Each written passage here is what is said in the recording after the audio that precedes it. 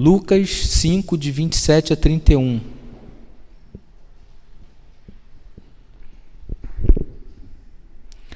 Evangelho de Lucas,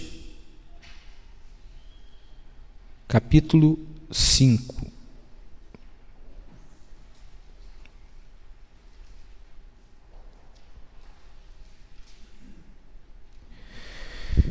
A partir do versículo 27, de 27 a 31.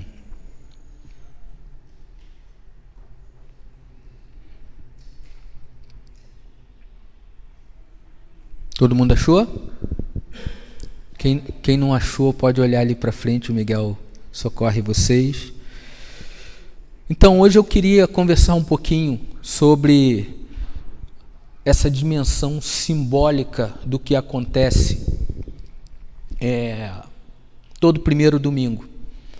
E aí você pode usar a mesa que a gente estava ali em torno dela há poucos minutos, bem como a mesa que a gente olha e enxerga como a mesa do próprio Senhor, a mesa em que a gente come e bebe, come pão e bebe do cálice,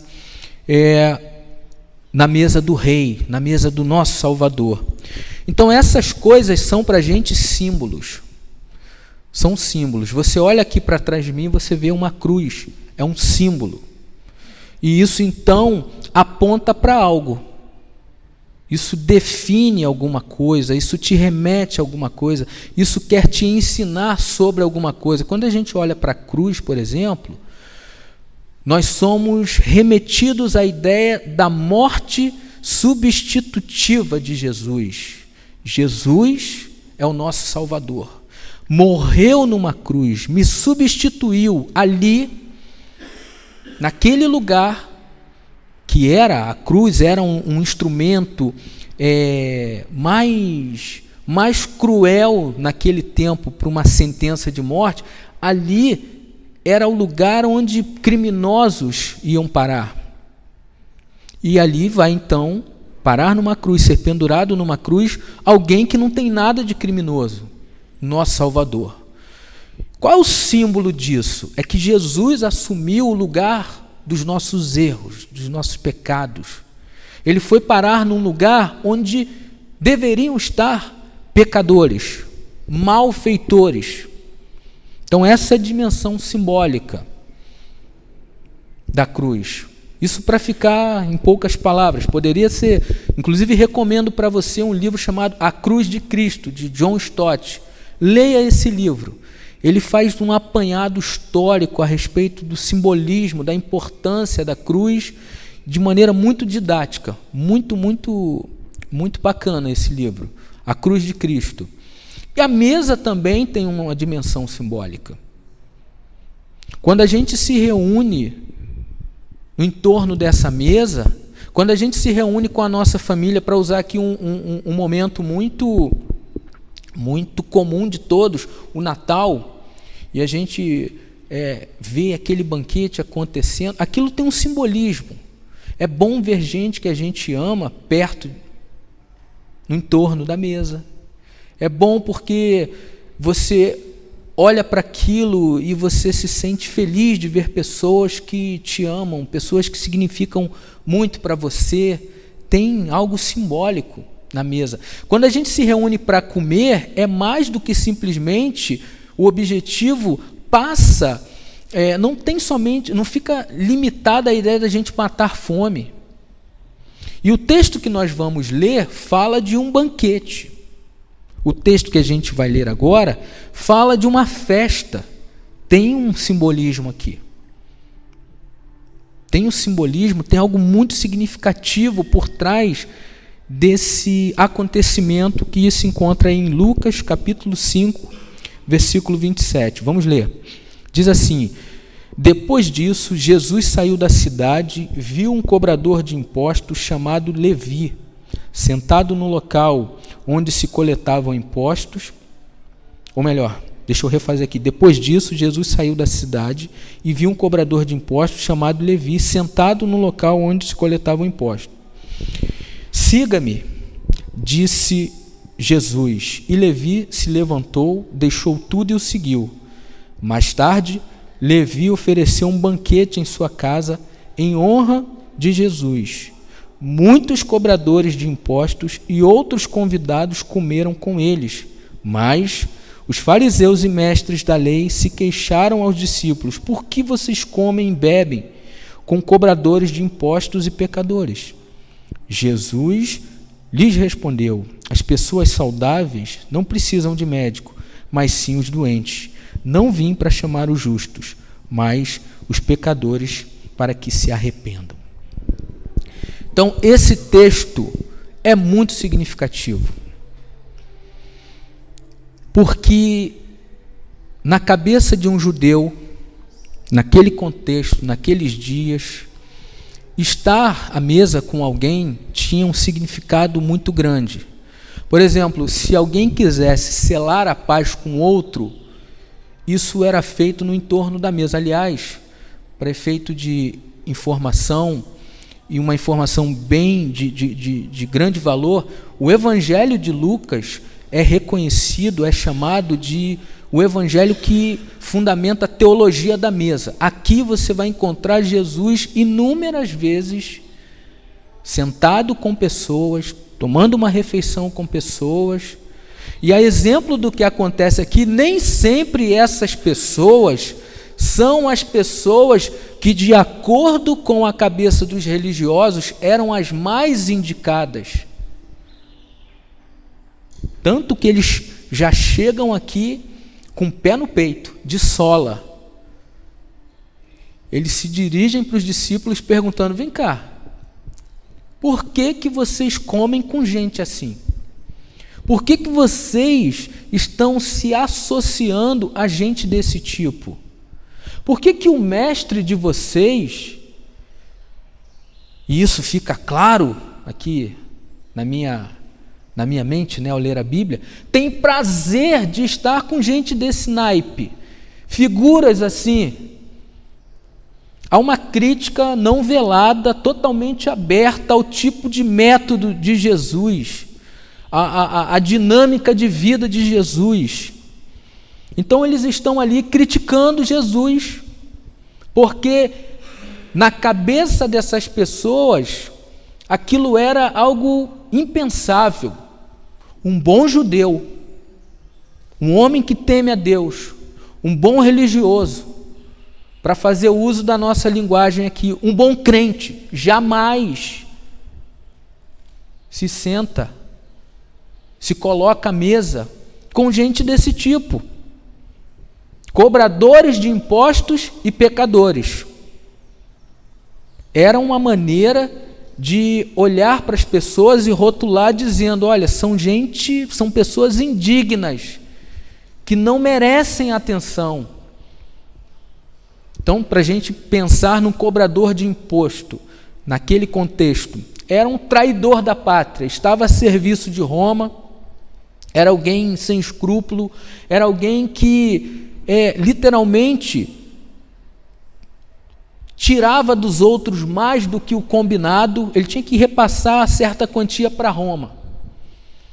Então Roma tinha lá o estipulado, o valor com ele. Em tudo que chegasse, o que foi combinado, ela não estava nem aí se o cara pedia mais do que o necessário. Ela não estava preocupada com esse tipo de coisa. Então o cobrador de impostos, e Levi era um, Levi aqui, Mateus, tá? Era alguém odiado, era alguém que um bom religioso jamais iria ter contato com esse tipo de gente. E lá também existiam outros, os chamados pecadores. Quando alguém queria se referir a outro, mais ou menos como: olha, essa pessoa não é digna da atenção de Deus, não propriamente de Deus, mas dos homens de Deus daquele tempo, então elas eram rotuladas: é um pecador. Você lembra que a mulher que está para ser apedrejada, qual é o nome dela?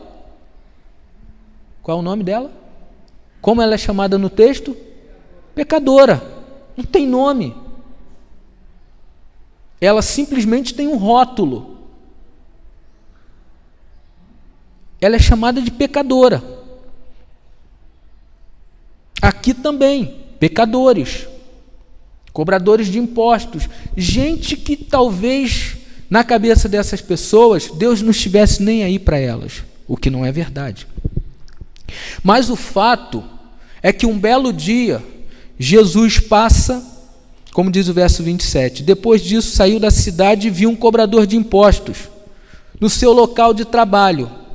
Não é que Jesus viu o sujeito fora do seu ambiente de trabalho e não soubesse de quem se tratava. Não, ele estava lá, totalmente caracterizado. Está no seu ambiente, está no lugar onde ele desenvolve suas habilidades, está no lugar em que, de maneira, não há equívoco, é ele, é um cobrador de imposto, está lá. É gente que não é amada, é gente que a gente não tolera. Vamos nos colocar aqui como gente daquele tempo? Gente que frequenta o templo, que vai na sinagoga, que vai no culto, e de repente está diante dessas pessoas. Vamos fazer esse exercício, porque às vezes a gente, por falta desse exercício, parece que esse tipo de coisa não ocorre em nossos dias. Ocorria lá e continua ocorrendo em nossos dias.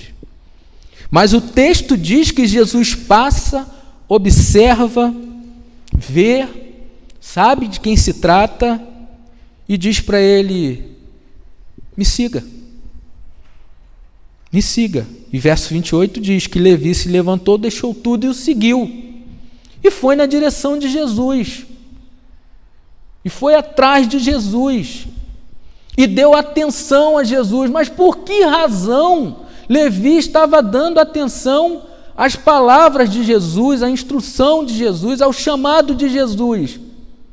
É óbvio. Porque Jesus é quem dá atenção a Levi. É ele que olha de uma maneira distinta. Ele é um mestre, como muitos dos mestres daquele tempo. Ele é um homem versado na lei de Deus, ele conhece a Deus, mas ele também, eu vou reformular, ele não somente conhece a lei de Deus, ele conhece a Deus. Porque naquele contexto muitos conheciam a letra, mas não a essência da relação com Deus. Por isso ignoravam pessoas como Levi, ou como outros pecadores.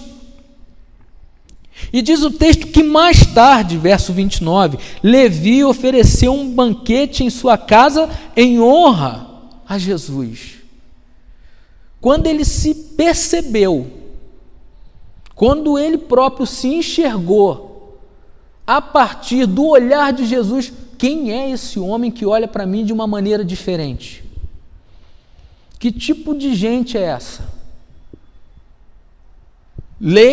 Da lei ele fala, de novo fazendo uma aplicação para a nossa vida. Ele tem Bíblia na mão, ele canta louvores, ele frequenta o culto, ele ensina, na verdade, ele está lá ensinando, está instruindo, só que há algo nele que não é perceptível nos outros. E o que merece então destaque? O fato do olhar de Jesus ser distinto. Ele olha para as pessoas de uma maneira diferente. Certamente, pelo menos aqui na minha imaginação, Levi está dizendo assim: ninguém nunca me olhou como ele me olhou. Ninguém nunca se dirigiu a mim nos termos, do jeito, da forma, com as palavras, com o olhar, com a dinâmica que Jesus se colocou diante de mim. Então o que eu vou fazer? Vou dar um banquete em honra a Jesus. Então ele ligou, alô, do iFood e tal, papapá, e começou a fazer pedidos. Olha, vai ter isso, vamos combinar isso, tal, pede lá, tal, aquela história toda, enfim, fez um pedido.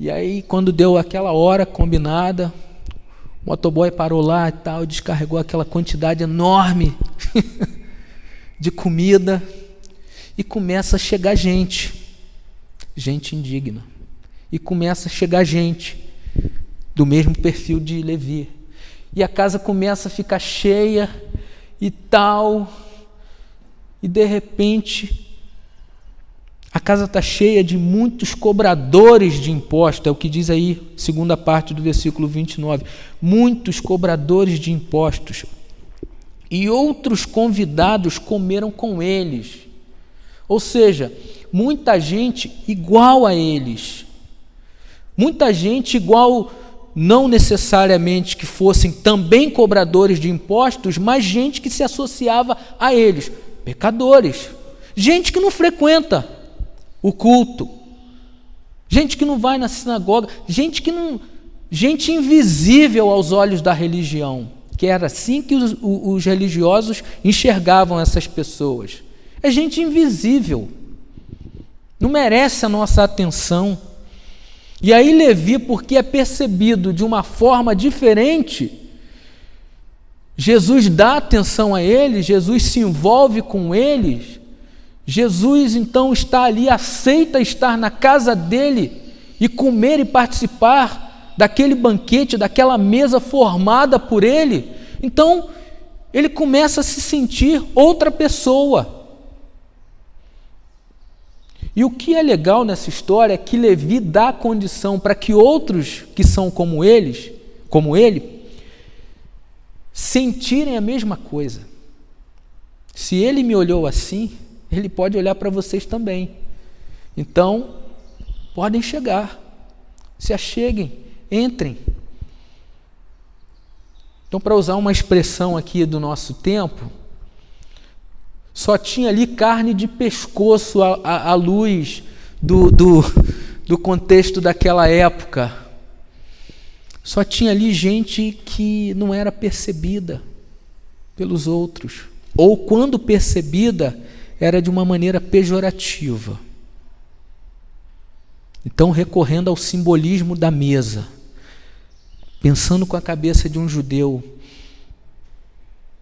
e eles conhecendo essa ideia da mesa, todas as vezes que alguém estava à mesa com outros, eles estão pensando na ideia de algum nível de associação. Então pensa, cobradores de impostos com cobradores de impostos, pecadores com pecadores, religiosos com religiosos. Mas aqui Jesus está num lugar, quando se estava à mesa com alguém, a proposta era, olha, nós estamos aqui estabelecendo, através dessa conversa, um caminho para que haja, por exemplo, se há guerra, a gente crie, pavimente o caminho, sabe? Crie a possibilidade de pacificação. Quando alguém tomava a refeição com outro, isso tinha a ver com intimidade, em que a pessoa está dizendo, eu te recebo, eu te aceito, eu te acolho. Agora imagina, essas pessoas que eram negadas, renegadas pelo contexto religioso da época, estão diante de alguém que fala de Deus. Qual é o simbolismo que está por trás disso? Ele está nos recebendo. O reino de Deus chegou na nossa vida. Deus está adentrando, abrindo as portas da nossa existência, está entrando de uma forma como ninguém nunca falou isso para a gente. Ninguém nunca se relacionou assim com a gente. Ninguém nunca me procurou para dizer a esperança. A gente fala tanto em nossos dias sobre a expressão inclusão, né? Existem inúmeras possibilidades de inclusão. Inclusão digital, inclusão social. Aqui o que está acontecendo é isso. Há uma inclusão, há uma questão social aqui. Jesus está restaurando pessoas que eram marginalizadas, à medida que ele se coloca na mesa ali com eles. Está dizendo, não, estou com vocês. Aí alguém pode pensar, mas são pecadores. Esse era o pensamento dos religiosos. São pecadores, assim você compromete o nome de Deus. Jesus não está assinando embaixo do problema de ninguém, ou propriamente do pecado de ninguém, mas Jesus está dizendo o seguinte, essa associação é a única forma, é a única saída, é o único caminho para esse problema chamado pecado ser tratado. De maneira que não dá para você viver se escondendo do pecador. E aqui eu já estou até cometendo um equívoco, né? Já tratando o pecador também como sendo e eu não. Todos pecaram. Todos estão debaixo da ira de Deus. Todos pecaram. E só podemos hoje, novamente recorrendo à ideia do simbolismo da mesa, estar à mesa com Jesus, comer pão e beber vinho com Jesus, porque Ele se envolveu, porque Ele me olhou de uma maneira totalmente diferente, porque Ele me abraçou de uma maneira totalmente diferente, porque Ele me recebeu como ninguém foi capaz e é capaz de receber. É isso. Então, muitos cobradores de impostos e outros convidados comeram com eles, mas, sempre tem um porém, né? Mas os fariseus e mestres da lei se queixaram aos discípulos: por que vocês comem e bebem com cobradores de impostos e pecadores?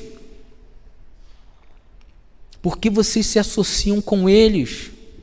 Não tem um outro jeito de fazer isso? Não pode ser da nossa maneira. Nós somos santos, eles são a escória do mundo.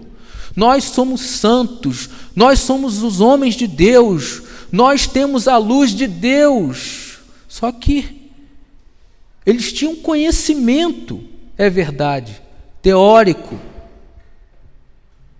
Na maioria dos casos, eu não estou dizendo que gente ali não se converteu, não. O que eu estou dizendo é que, de um modo geral, generalizando a situação, eles tinham o conhecimento, mas não tinham tato para lidar com o pecador. Eles se esquivavam dos pecadores. Aliás, eles se autopromoviam a partir dos pecadores. Quem lembra aqui da parábola do fariseu e do publicano? O sujeito tem orgulho de dizer: Senhor, glória a Deus. Aí dá aqueles tiques, né? Glória a Deus, Senhor. Fala, Senhor, porque eu não sou como ele, não sou pecador como ele, não erro como ele, sabe? A minha vida é totalmente diferente da dele. E o outro, que era ignorado pelo religioso, batia no peito dizendo: Senhor, eu não sou digno de ti. Não tinha nem coragem de olhar para o alto, para o céu. De cabeça baixa dizia: Senhor, são muitos os meus pecados, perdoa as minhas faltas. E o outro se auto-vangloriando porque era um religioso nota 10. Nota 10. Né? E Jesus mostrando aqui, não é assim que se abre a porta para se entrar no reino de Deus. Assim se fecha a porta. Os fariseus e mestres se queixaram aos discípulos: isso não pode estar acontecendo. Ele não fala que é filho de Deus. Ele não fala que ele não usa o nome de Deus. Isso não pode estar acontecendo. Isso não é coisa de crente. Isso não é coisa de gente piedosa. Aí Jesus vai dizer: meus amigos, as pessoas saudáveis, elas não precisam de médico. As pessoas que estão saudáveis não precisam de médico, mas sim aqueles que estão enfermos, sim aqueles que estão doentes, sim aqueles que estão confusos, sim aqueles que estão desnorteados. Esses sim, eles entenderam isso. E eu estou aqui. Não vim para chamar os justos, mas os pecadores, para que se arrependam. Então a possibilidade do arrependimento passa pela sua empatia com o pecador, com o seu envolvimento com o pecador. Enquanto a gente olhar de maneira pejorativa para o outro, rotular o outro, a afirmar que o Deus não se importa com o outro porque o outro é daquele jeito, fala daquela maneira, bebe daquele jeito, enfim, uma série de situações que a gente acaba usando como parâmetro para classificar quem pode ou não receber o favor de Deus. Jesus está dizendo: a única coisa que basta é que reconheçam que necessitam. E quem necessita, aonde houver esse reconhecimento, ali eu estarei. Ainda que seja um escândalo para os outros crentes, ainda que seja um grande problema, um embaraço para a religião, para o Evangelho não é. O Evangelho é a boa notícia. E ali, no entorno daquela mesa, está chegando uma boa notícia. A vida de Deus está chegando na vida de vocês. Vocês estão sendo incluídos no reino de Deus. Há esperança para cada um de vocês. Então nós vamos comer do pão e beber do vinho. Não porque alguém um dia, ou Jesus um dia, lançou um olhar sobre nossas vidas, um olhar que rotula, ou lançou uma fala a respeito das nossas vidas também que rotula. Não. Rótulo não é boa notícia para ninguém. Você já deve ter tido a impressão que em algum momento você falou alguma coisa para alguém que em nada ajudou a vida dessa pessoa. Talvez não tenha melhorado muito ou nada, mas talvez também não tenha... a única coisa que você contribuiu foi para piorar a vida da pessoa, porque o seu olhar limitado, a sua fala limitada, e aí de novo recorrendo aqui, aí eu vou abrir um parêntese para anunciar de novo o nosso encontro da quinta-feira. É resultado de um olhar míope das Escrituras, que diz quem pode e quem não pode. A gente precisa aprender que para Deus não há impossível. Para a gente tem. Para a gente tem. Você, naturalmente falando, quando você me inclui nisso, nós temos a tendência de usar com todo o nosso entendimento, com toda a nossa força, tudo o que for necessário para criar barreira. E isso não é boa notícia para ninguém. Tem gente que podia estar aqui compondo essa mesa, está aqui e de repente não está, porque a gente não tem o mesmo olhar de Jesus, a mesma disposição de Jesus para dizer: tudo bem, eu vou andar contigo, eu estou contigo. Então, esse é o simbolismo que a ceia tem para a gente. Aqui só tem gente que é indigna. Então, baixemos a bola. Deixemos de coisa e cuidemos da vida, como dizia o poeta. Baixemos a bola. Porque ninguém é digno de receber o favor de Deus. Agora, louvado seja o Senhor, que um dia ele se virou, ao sair dali e caminhar na outra direção, disse: fulano, vem, me segue. Mas, Senhor, os fariseus estão dizendo que eu não sou uma pessoa mais indicada. Deixa de coisa e cuidemos da vida. Vem conhecer o Evangelho. Vem andar comigo. Vem caminhar comigo. Vem aprender o que é ser de Deus. Vem aprender o que significa pertencer a Deus, que é diferente de ter uma religião, que é diferente de ter uma Bíblia debaixo do braço. Gente, um livro, a Bíblia pode ser só um livro. Só um livro. Pessoas podem ser catequizadas através desse livro, podem, mas ainda assim não conhecerem a beleza e o significado de viver para a glória de Deus. Por quê? A Bíblia tem nela contido o Evangelho, mas nem todo mundo encontra boa notícia. E isso se dá, na maioria das vezes, por causa de pessoas religiosas que vivem para rotular outras pessoas. E isso é pecado. Então, a mesa tem essa dimensão simbólica. É o reino de Deus, é o banquete de Deus sendo acessível, estando acessível aos pecadores. E ninguém, em nome de religião nenhuma, tem o direito de pensar diferente e apresentar coisa diferente daquilo que o próprio Jesus fez. Ali Jesus está para curar, para transformar, para abrir a mente, para mudar a história de Levi e dos seus amigos. E é com essa perspectiva que eu e você também temos que viver o Evangelho.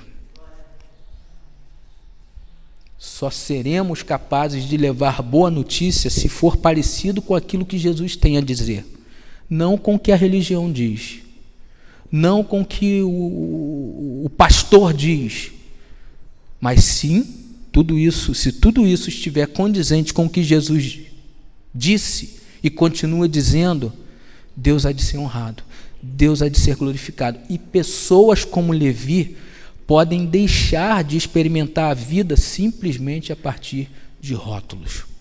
Amém?